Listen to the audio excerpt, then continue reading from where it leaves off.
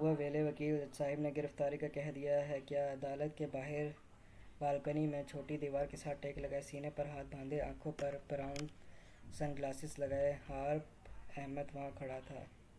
حارب احمد کیا نام ہے؟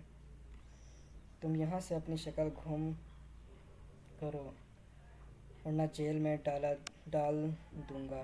آفاق علی جو پہلے ہی جج کی بات سے تپا ہوا تھا، حارب احمد کی آواز کانوں میں پڑتے ہی اس نے اس کی طرف دیکھنا بھی گوارا نہیں کیا تھا۔ ارے یار کیوں پریشان ہوتا ہے؟ چلا جا اٹلی اور ساتھ لے اسے۔ تیرے یوں میسج کرنے سے وہ نہیں آنے والا۔ دجال آ جائے گا لیکن کریم سنجرانی نہیں آئے گا۔ وہ کہتے ہیں نا گھر کی مرغی دال برابر، تو تیرا بھی وہی حساب ہے۔ وہ تجھے اپنے کیس سونپ کر خود تو ریلیکس ہو گیا ہے، ساتھ تجھ پر بھی تو احسان کیا ہے کہ بیچارے کو کوئی تو کیس ملا۔ حارب احمد نے ایک ہاتھ پاکٹ میں ڈالتے ہوئے دوسرا ہاتھ آفاق علی کے کندھے پر رکھا تھا اور چہرے پر مسکراہٹ تھی جیسے وہ دبا رہا تھا۔ حارب کی بات پر تو آفاق علی جیسے تپ سا گیا ہو۔ السلام علیکم۔ اگر آپ نے نہیں ہم یہ پڑھیں گے۔ بکواس بند کر اپنی، مت بھول حارب تیری تیسری بیوی کا کیس چل رہا ہے اور میرے پاس گواہ موجود ہیں جو بآسانی سے کہہ دے گا کہ تو نے اپنی بیوی کو مارا ہے اور پھر پھانسی کے تخت پر بیٹھا نظر آئے گا۔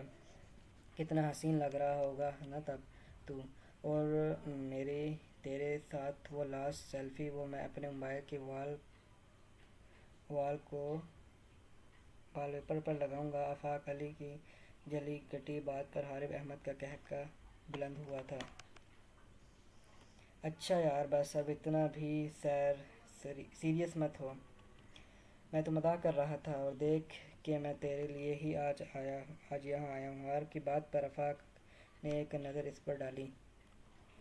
میں اتنی پریشانی میں ہوں اور تمہیں مذاق لگ رہا ہے؟ آفاق علی نے اپنے آفس کا دروازہ کھولتے ہوئے کہا۔ حارب ابھی آفاق کے پیچھے ہی تھا۔ میں تجھے ہی تو کہہ رہا ہوں کہ چلتے ہیں اٹلی، وہ نہیں آنے والا۔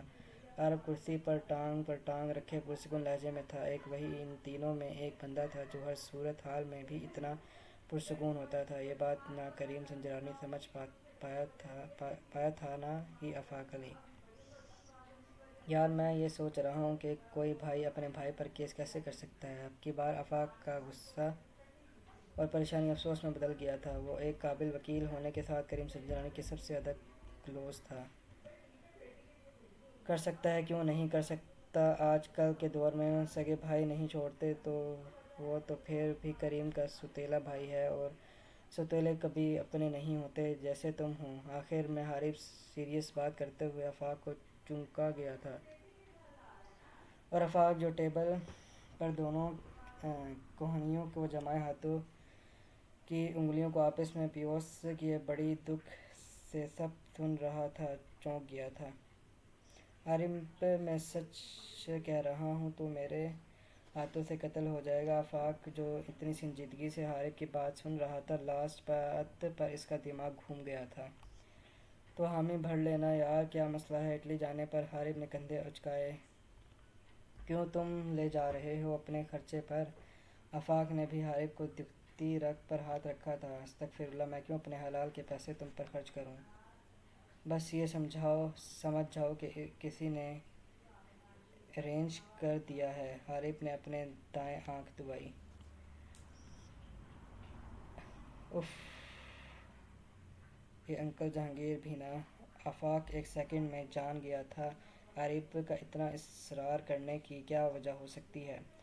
کرسی سے ٹیک لگاتے ہوئے، ہاتھ تھوڑی کے نیچے رکھتے ہوئے اس نے ایک گہری نظر حارب پر ڈالی تھی۔ اچھا ٹھیک ہے، اب انکل نے کہا ہے تو ہم چلتے ہیں، آفاق کی حامی بھرتے ہیں۔ حارب کے چہرے پر مسکراہٹ چھا گئی تھی۔ یہ مسکراہٹ کریم سنجرانی سے ملنے کی نہیں تھی، وہاں تھا کوئی جو اس کو انتظار کر رہا تھا، اور یہ ہو ہی نہیں سکتا تھا کہ حارب احمد ہر معاملے میں اپنے فائدے کو نہ دیکھے۔